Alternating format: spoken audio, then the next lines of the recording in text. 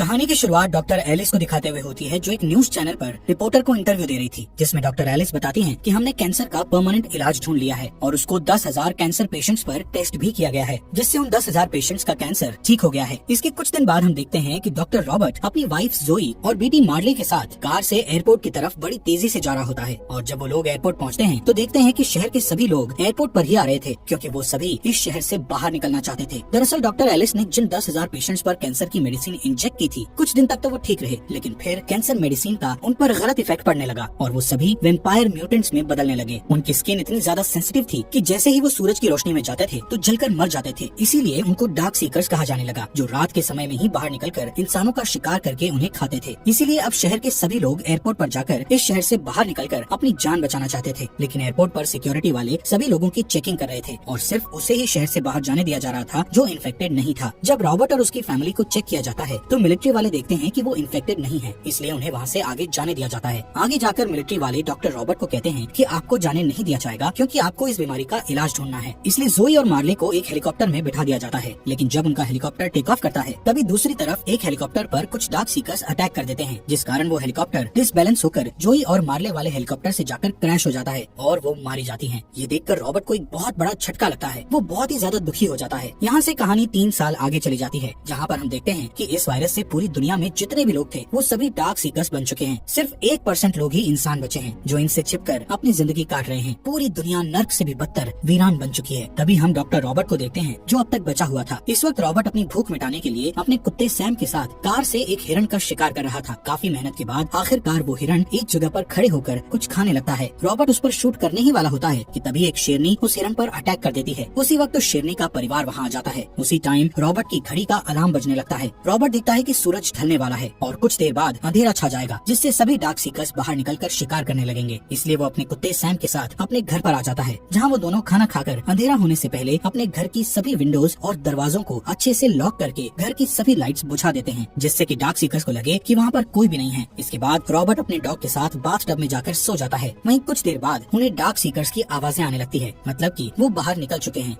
अगली सुबह रॉबर्ट थोड़ा वर्कआउट करने के बाद अपनी लैब में जाता है। यहाँ पर वो इस वायरस के इलाज की वैक्सीन बना रहा था। लैब में उसने बहुत सारे इन्फेक्टेड चूहों को पकड़ कर रखा हुआ था, जिन पर वो टेस्ट करता था। रॉबर्ट देखता है कि सभी चूहे अभी भी वैसे के वैसे ही हैं, लेकिन तभी उसकी नजर एक चूहे पर पड़ती है जिसको उसने लास्ट टाइम दवाई दी थी। वो चूहा काफी शांत और नॉर्मल लग रहा था। ये देखकर वो काफी खुश होता है कि आखिरकार उसने इस वायरस का एंटीडोट बना लिया है। अब वक्त था इस एंटीडोट को किसी डार्क सीकर पर टेस्ट करने का। इसलिए वो पहले सैम के साथ बाहर जाकर रोज की तरह रेडियो पर अनाउंस करता है कि अगर कोई जिंदा इंसान इस अनाउंसमेंट को सुन रहा है और डार्क सीकर से बचना चाहता है तो वो मुझे दिन के समय साउथ स्ट्रीट ब्रिज पर मिले। मैं आपको खाना और रहने के लिए घर दे सकता हूँ। कुछ देर बाद जब एक शिप पर रॉबर्ट गोल्फ खेल रहा होता है तो अचानक सैम की नजर एक हिरण पर पड़ती है, जिससे वो दोनों आज के खाने के लिए उसका शिकार करने लगते हैं। लेकिन भागते भागते वो हिरण एक अंधेरे घर में घुस जाता है। उसके पीछे ही सैम वहाँ चला जाता है और सैम के पीछे पीछे रॉबर्ट भी उस अंधेरे घर में चला जाता है। रॉबर्ट के पास जो गन थी उस पर लाइट लगी हुई थी, जिससे वो सैम को एक टेबल के नीचे डरा हुआ सहमा सा बैठा देखता है। उसी वक्त रॉबर्ट को उसके पीछे खड़े एक डार्क सीकर की काफी डरावनी आवाज आती है, जो उस हिरण को ही खा रहा था। अब जैसे ही वो डार्क सीकर रॉबर्ट पर अटैक करने लगता है तभी रॉबर्ट उसे गोलियों से भून डालता है और सैम के साथ वहाँ से तेजी से भागने लगता है। लेकिन गोलियों की आवाज से बाकी के डार्क सीकर्स को पता चल गया था, इसलिए वो उनको पकड़ने के लिए उनका पीछा करते हैं। एक डार्क सीकर रॉबर्ट पर कूद भी जाता है, लेकिन तभी रॉबर्ट और सैम एक विंडो से नीचे की तरफ बाहर कूद जाते हैं। बाहर आने पर उन डार्क सीकर्स की बॉडी सूरज की रोशनी से जल जाती है और वो मर जाते हैं। यहाँ पर टूटी हुई विंडो को देखते हुए रॉबर्ट के दिमाग में एक आइडिया आता है, क्योंकि उसे अपने एक्सपेरिमेंट के लिए एक डार्क सीकर की जरूरत थी। इसलिए वो सबसे पहले सैम को कार में ही रुकने के लिए कहकर एक रस्सी का फंदा बनाकर उस अंधेरे कमरे में फेंकता है। कुछ देर बाद एक डार्क सीकर उस फंदे में फंस जाता है, जो काफी चिल्ला रहा होता है। इसलिए रॉबर्ट उस डार्क सीकर पर जोर से अटैक करके उसे बेहोश कर देता है। तभी अंधेरे वाले रूम से एक दूसरा डार्क सीकर खिड़की पर आकर रॉबर्ट पर गुस्से से चिल्लाने लगता है, मानो जैसे वो कह रहा हो कि इसे छोड़ दो। लेकिन रॉबर्ट वहाँ से उस डार्क सीकर को पकड़कर अपनी लैब में ले जाकर उसे वही लेटेस्ट टेस्ट वाली मेडिसिन को उसकी बॉडी में इंजेक्ट करता है। रॉबर्ट देखता है कि ये एक फीमेल डार्क सीकर है और इसकी बॉडी पर एक बटरफ्लाई का टैटू भी बना हुआ है। थोड़ी देर बाद रॉबर्ट देखता है कि इस दवाई के असर से इस फीमेल डार्क सीकर की धड़कन नॉर्मल हो गई है, जो कि पहले काफी तेज थी। ये देखकर रॉबर्ट के मन में एक उम्मीद जागती है कि अब ये फीमेल डार्क सीकर पूरी तरह से इंसान बन जाएगी। लेकिन तभी वो फीमेल डार्क सीकर उठकर रॉबर्ट पर अटैक करने की कोशिश करती है और वहीं बेहोश हो जाती है। ये देखकर रॉबर्ट की उम्मीद टूट जाती है। अगले दिन रॉबर्ट जब सैम के साथ अपने खाने के लिए शिकार पर निकला हुआ था तो रास्ते में वो एक स्टैचू को बाहर खड़े देखता है। उसे कुछ अजीब सा लगता है, इसलिए वो गुस्से में उस स्टैचू पर शूट करके उसे नीचे गिरा देता है, जिससे उस स्टैचू से पानी निकलने लगता है। ये देखने के लिए रॉबर्ट उस स्टैचू के पास जाकर उसे देखने लगता है, लेकिन तभी तभी वो एक फंदे में फंस जाता है और ऊपर की तरफ लटक जाता है, लेकिन उसे सर में चोट लगने से वो बेहोश हो गया था। दरअसल ये फंदा उसी डार्क सीकर ने लगाया था जो रॉबर्ट पर उस दिन चिल्ला रहा था, जिस दिन रॉबर्ट ने उस फीमेल डार्क सीकर को पकड़ा था। शाम होते ही रॉबर्ट की घड़ी का अलार्म बजने से उसे होश आ जाता है। वो देखता है कि वो ऊपर लटका हुआ है और नीचे उसका कुत्ता सैम उस पर भौंक रहा है। रॉबर्ट ये भी नोटिस करता है कि अब अंधेरा होने वाला है, इसलिए वो जल्दी से अपनी जेब से चाकू निकालकर उस रस्सी को काटकर नीचे गिर जाता है। लेकिन इसी बीच उसका चाकू उसी के पैर में लग जाता है, जिससे उसे बहुत दर्द होता है। तभी उसे सामने अंधेरे में वही डार्क सीकर दिखाई देता है जिसने उसे अपने जाल में फंसाने के लिए ये फंदा लगाया था। उसके साथ उसके 2 म्यूटेंट कुत्ते भी थे जो कि इंतजार कर रहे थे कि कब पूरी तरह से अंधेरा हो। ये देखकर रॉबर्ट घबराकर अपनी कार की तरफ जाने लगता है। कुछ ही देर में जब पूरी तरह से सूरज ढल जाता है तो वो डार्क सीकर अपने कुत्तों को उन पर छोड़ देता है, जिससे वो कुत्ते रॉबर्ट और सैम पर अटैक कर देते हैं। पर रॉबर्ट बड़ी फुर्ती से उन दोनों कुत्तों को शूट करके मार गिराता है। लेकिन इसी दौरान वो देखता है कि एक कुत्ते ने सैम को काट लिया है। रॉबर्ट जल्दी से सैम को अपनी कार से घर ले जाकर उसे मेडिसिन इंजेक्ट करता है, लेकिन अब काफी देर हो चुकी थी। सैम की बॉडी में पूरी तरह से वो वायरस फैल गया था और वो अब एक म्यूटेंट बन चुका था। सैम रॉबर्ट पर अटैक करने लगता है, लेकिन अब मजबूरन रॉबर्ट को अपने प्यारे कुत्ते को बहुत ही भरे दिल से उसका गला घोंटकर मारना पड़ता है। अब रॉबर्ट बहुत दुखी हो गया था क्योंकि इस शहर में रॉबर्ट के सिवाय उसका कोई भी साथी नहीं था। वो बिल्कुल ही अकेला हो गया था और सैम को उसने बचपन से पाला था। रॉबर्ट अब पूरी तरह से अकेला हो गया था। रात को रॉबर्ट अपनी कार उठाकर अपने प्यारे डॉग की मौत का बदला लेने के लिए निकल पड़ता है। जो भी डार्क सीकर उसकी कार के आगे आ रहा था वो उन सबको गुस्से में उड़ा रहा था, लेकिन तभी उसकी कार का एक्सीडेंट हो जाने से वो बुरी तरह से जख्मी हो जाता है और कार में फंस जाता है। तभी जिस डार्क सीकर ने उन पर कुत्ते छोड़े थे वो वहाँ पर आकर रॉबर्ट को मारने ही वाला होता है कि अचानक एक तेज रोशनी वहाँ पड़ती है, जिससे सभी डार्क सीकर वहाँ से भाग जाते हैं और रॉबर्ट बच जाता है। रॉबर्ट के पास एक लड़की आकर पूछती है कि आप कहाँ रहते हैं। रॉबर्ट बड़ी मुश्किल से अपने घर का एड्रेस बताता है। सुबह जब रॉबर्ट की आंख खुलती है तो उसे अपने घर के किचन में कुछ आवाज सुनाई देती है। वहाँ पर जाने पर वो एक लड़की और उसके बच्चे को देखता है जो उसे बताती है कि हमने रेडियो पर आपकी अनाउंसमेंट सुनी थी, इसलिए कल हम पूरा दिन आपका ब्रिज पर इंतजार करते रहे और आप आए ही नहीं, लेकिन रात को आप हमें डार्क सीकर्स के बीच फंसे हुए मिले और आपके एड्रेस बताने के मुताबिक हम आपको आपके घर पर ले आए। वो लेडी बताती है कि मैं एना हूँ और हम सिर्फ 2 ही बचे हैं, हमारे बाकी साथियों को डार्क सीकर्स मारकर खा गए। वो बताती है कि हम वॉरमॉट जाने वाले थे जहाँ पर बचे हुए बहुत से लोग हैं। ये सुनकर रॉबर्ट कहता है कि ऐसी कोई जगह नहीं है, लेकिन वो लड़की बोलती है कि पहाड़ों में ऐसी एक जगह है क्योंकि ये वायरस ठंड बर्दाश्त नहीं कर सकता। ये सुनकर रॉबर्ट काफी गुस्से में उस पर चिल्लाकर बोलता है कि ऐसी कोई जगह नहीं है जहाँ पर इंसान डार्क सीकर्स के कहर से बचे हों, और इतना कहता हुआ वहाँ से चला जाता है। शाम को रॉबर्ट लैब में जाता है जहाँ पर वो उस फीमेल डार्क सीकर की बॉडी के नीचे बर्फ रखकर उसे मेडिसिन का इंजेक्शन देता है। तभी वहाँ पर एना आ जाती है। ये देखकर एना रॉबर्ट से पूछती है कि क्या ऐसा करने से ये ठीक हो जाएगी। रॉबर्ट कहता है कि शायद बर्फ से इसकी बॉडी का तापमान नॉर्मल हो जाए, जिससे इसकी बॉडी में मेडिसिन का असर बढ़ जाएगा।